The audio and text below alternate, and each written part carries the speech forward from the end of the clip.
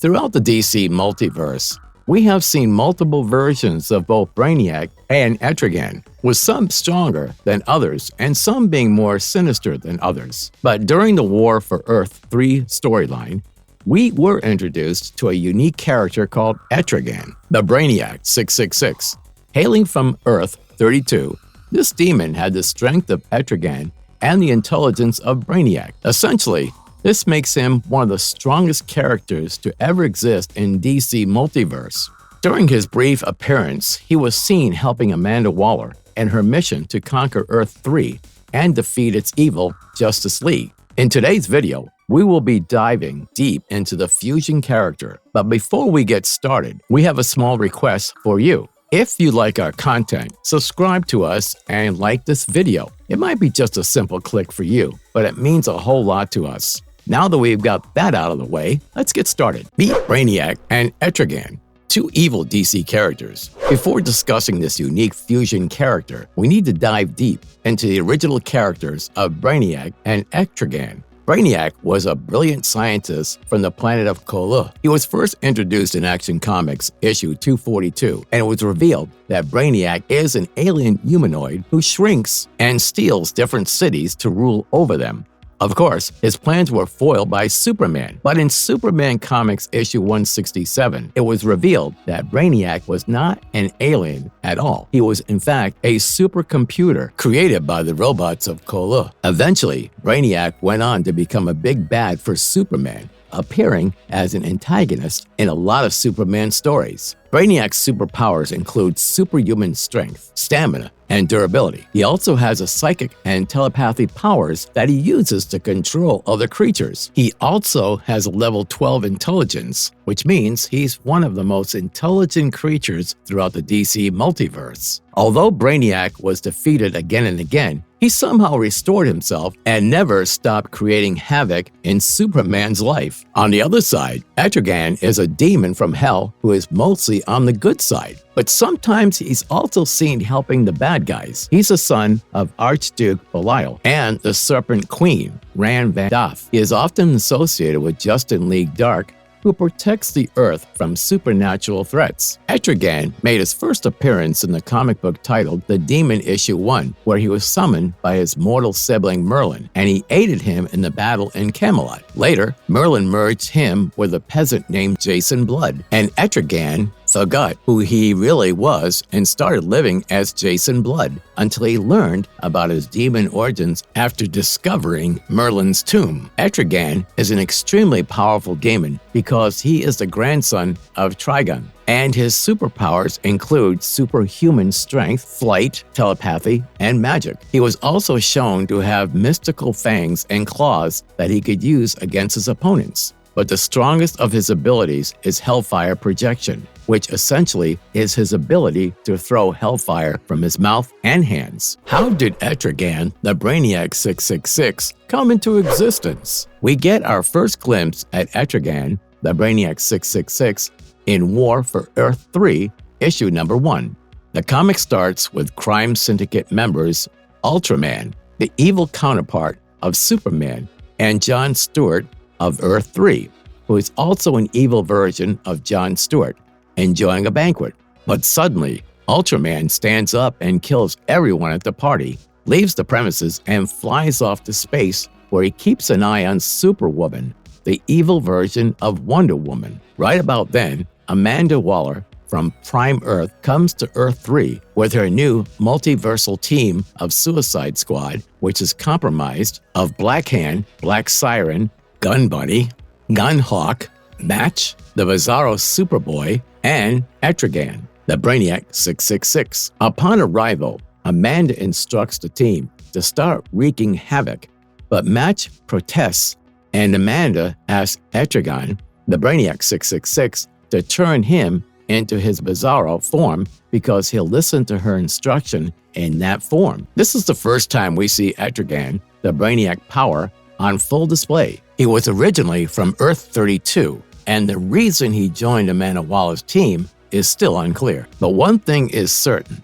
This fusion of Etrigan and Brainiac is essentially more powerful than any version of Etrigan or Brainiac we've ever seen in the comics. It was soon revealed that Rick Flag had fallen out of Amanda Waller's Suicide Squad and created his own version of the Suicide Squad to fight Amanda Waller. This team comprised of Ambush Bug, Bloodsport, Cheetah, Culbera, Mirror Master, Nocturna, Peacemaker, and a few others. Rick Flag doesn't know why Amanda has gone to Earth 3, but he knows one thing for sure. It's for something evil. Back in Earth 3, Amanda Waller's Suicide Squad easily defeats every member of the crime syndicate.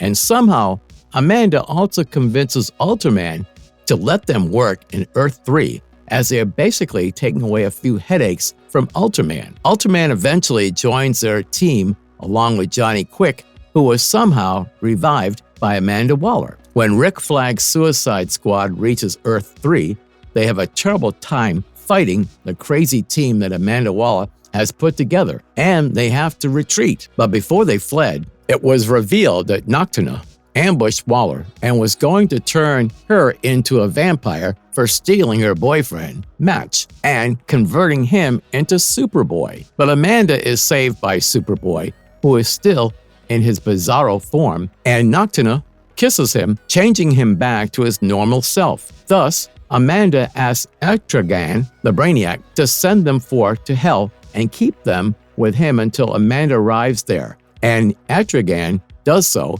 and we see that this version of Etrigan can teleport himself and others into multiple realms and travel anywhere. After a terrible defeat by Amanda's Suicide Squad, Rick Flag sends Peacemaker and Ambush Bug on a mission to retrieve a device called Phantom Zone Projector from Ultraman's Fortress of Solitude, which can defeat Ultraman. But when they find this weapon, they meet Superwoman, who is there to get the same device to destroy Ultraman because she's angry that Amanda Waller stole her toy. Peacemaker and Ambush Bug fight her, but suddenly they are ambushed by Johnny Quick, who steals the device, and Black Siren destroys the fortress with her scream, seemingly killing off the heroes inside it. Right about then, we see Mirror Master transporting the rest of Rick Flag's team to the Teen Titans Academy, where they go to ask for the help of Dick Grayson and his team. Initially, the Titans were baffled but decided to help them.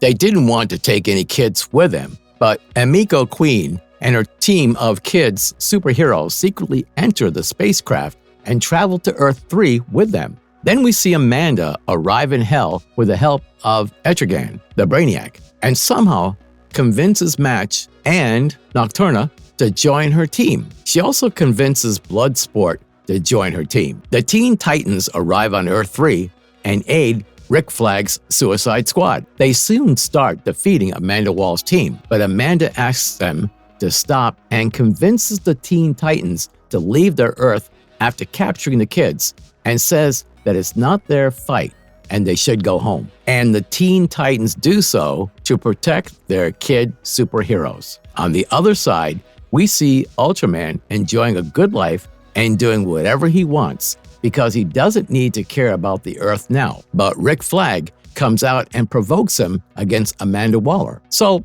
Ultraman tries to kill Amanda, but it's eventually stopped by the arrival of Superwoman. Ultraman is pissed off, and when he is about to kill Superwoman, he is teleported again and again to different realms by Mirror Man and the Ambush Bug. This weakens Ultraman, and he's captured in the Phantom Zone. Amanda Waller then launches the captured Ultraman into the cosmos. She travels back to Prime Earth and creates her own Justice League with Earth 3 Black Canary, Earth 3 John Stewart, Match, Nakama, Johnny Quick, Superwoman, and Etrigan, the Brainiac 666. In the end, Amanda Waller reveals that she's always wanted a Justice League of her own, and all of this mess was to get her own Justice League. How powerful is Etrigan, the Brainiac 666? Although we didn't see Etrigan, the Brainiac 666 in action during the War for Earth 3 event, he left a strong impression with just a few appearances. From this brief appearance, we can assume that he has all the superpowers of both Brainiac and Etrigan. We see him manipulating Match's brain structure and turning him into Bizarro Superboy. We also know that he can open portals and transport anyone anywhere in the universe. We are not clear if he's the ruler of Hell, but it was evident that he certainly has some control over Hell, as he was able to keep Match and Nocturna there until Waller recruited them. At the end of War for Earth 3, Issue 2, we see that Waller has formed a new Justice League, and Etrigan, the Brainiac 666, was part of it. We also saw him display super strength and flight abilities at the end of the comic issue as he flies off with the rest of the Justice League to protect the Earth. Marvelous verdict. It's sad that we didn't get to witness the origins of this unique character, but we are sure whatever we get to see his origins, it's definitely going to be a banger. This character was not even shown in his full potential. He was only seen following Waller's commands, but fans are still curious about his character and want to know more about him. Thus, it's possible that DC listens to its fans and gives us a backstory of how this character came into being. With that being said, if you like our content, like and subscribe if you haven't already. Have a good one and be safe. Thanks, everyone.